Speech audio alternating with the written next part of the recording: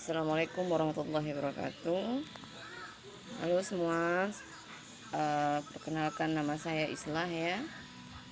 Hari ini saya sebagai koordinator kuliah mikrobiologi ingin memberitahukan tentang kontrak perkuliahan kita selama 1 semester ini.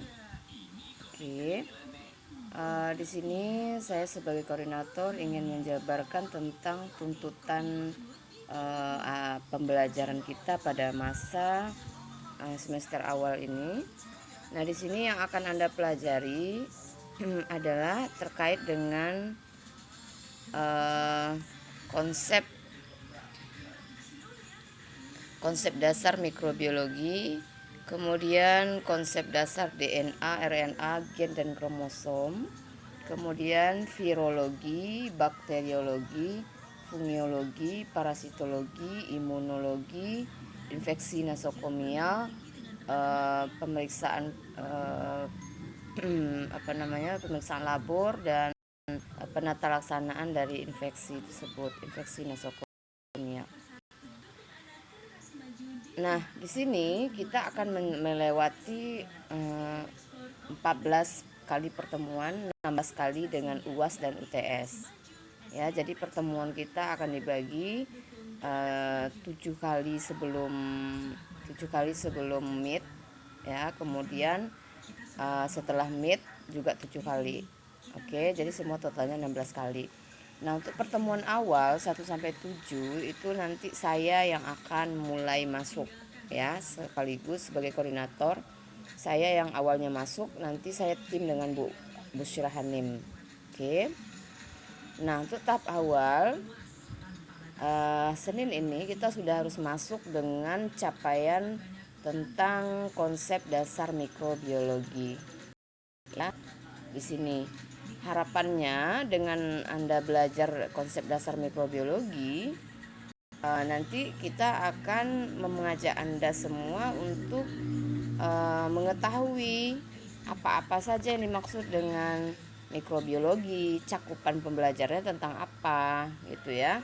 Kemudian faktor yang mempengaruhi organisme itu masuk ke dalam tubuh apa, kemudian berbagai mikroorganisme yang ada dalam tubuh, bagaimana cara akses masuknya ke dalam tubuh mikroorganisme tersebut ya. Kemudian kenapa dan bagaimana, kenapa kok kita harus mempelajari yang namanya mikrobiologi. Oke.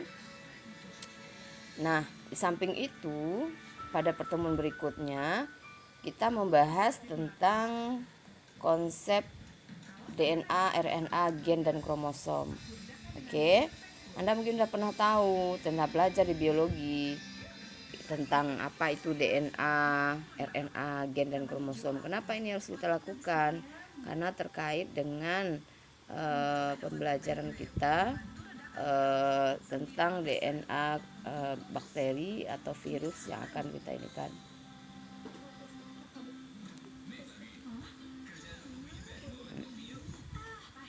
Kemudian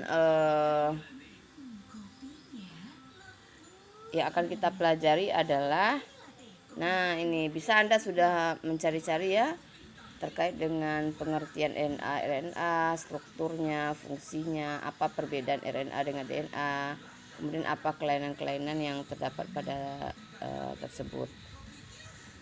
Oke, ada 2 ya. Nah, yang ketiga nanti Anda akan berbicara tentang virologi.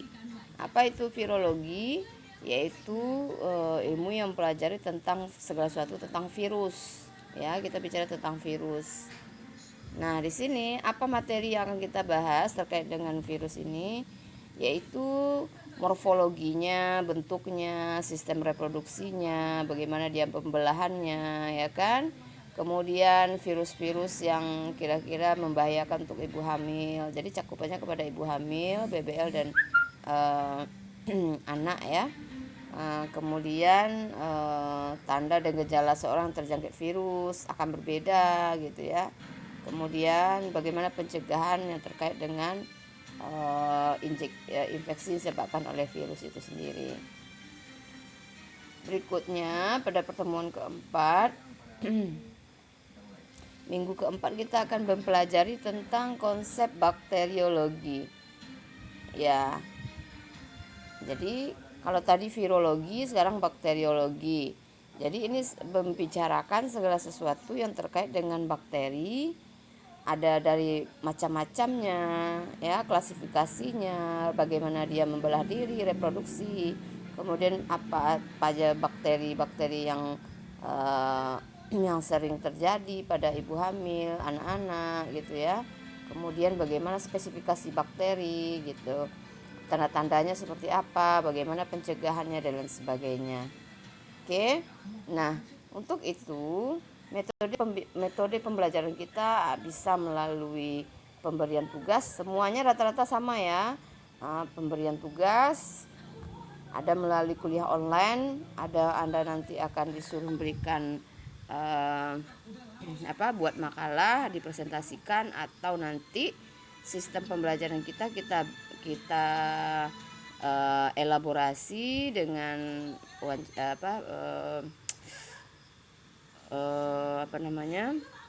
ceramah ya, melalui Google Classroom atau Zoom atau WhatsApp group. Oke. Nah, di sini pada minggu kelima kita masuk dengan konsep jamur. Nah, tadi virus, bakteri, sekarang jamur. Nah, apa aja yang mau kita bahas di sini? Ini dia. Hampir mirip ya konsepnya. Fungi itu kayak mana, kemudian klasifikasinya gimana, morfologinya seperti apa, perkembangannya seperti apa, pencegahan jamur itu seperti apa, terjadinya kasus-kasus jamur yang sering terjadi pada ibu hamil bersalin dan nifas serta BBL itu seperti apa nama penyakitnya, bagaimana mencegahnya dan lain sebagainya. Ya, semua kita kaitkan dengan sistem kesehatan ibu dan anak. Yang keenam, minggu keenam, Anda diminta untuk mampu memahami tentang konsep parasit, ya, parasitologi.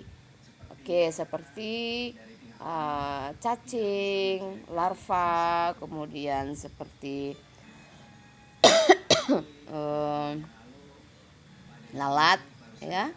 Nah, itu juga mempengaruhi kesehatan ibu dan anak. Di sini yang akan kita bahas sama, ada morfologinya, sistem reproduksi atau perkembangbiakannya, kemudian jenis-jenis parasit yang mempengaruhi kesehatan ibu dan anak.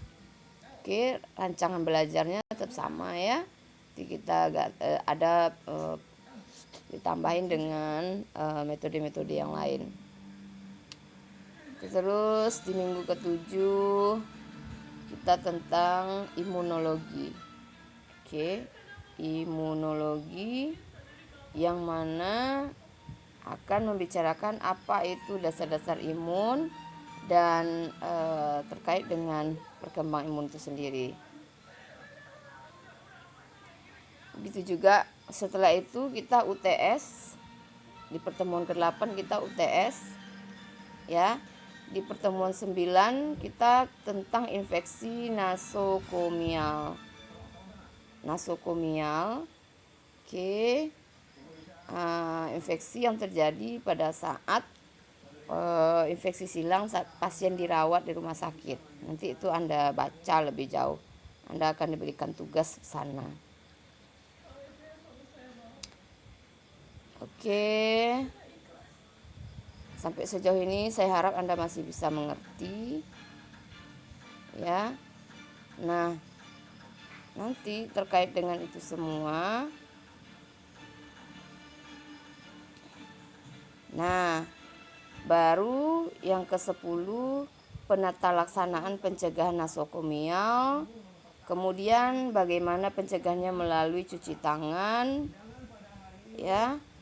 Kemudian di sini bagaimana Anda pelaksanaan pemprosesan alat yang siap pakai akibat penggunaan kepada pasien, misalnya instrumen, gunting, pinset. Nah, ini bagaimana cara memproses alat supaya mudah dipakai, steril kembali, mulai dari proses pencucian, perendaman alat, ya, sampai dia dikeringkan atau disterilkan kembali. Nah, nanti Anda ada praktek di sini.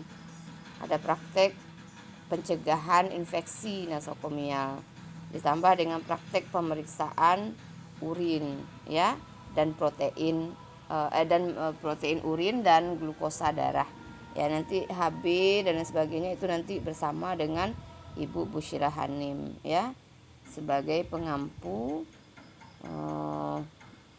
selanjutnya setelah saya. Nah, jadi apa yang ingin saya sampaikan dengan saya memperlihatkan materi rancangan pembelajaran kita ini, Anda sudah tahu yang akan saya pelajari nanti topiknya kisaran seperti ini gitu, ya. Sehingga akhirnya jadi tahu bagaimana apa-apa aja yang harus saya dapatkan selama 1 semester ini.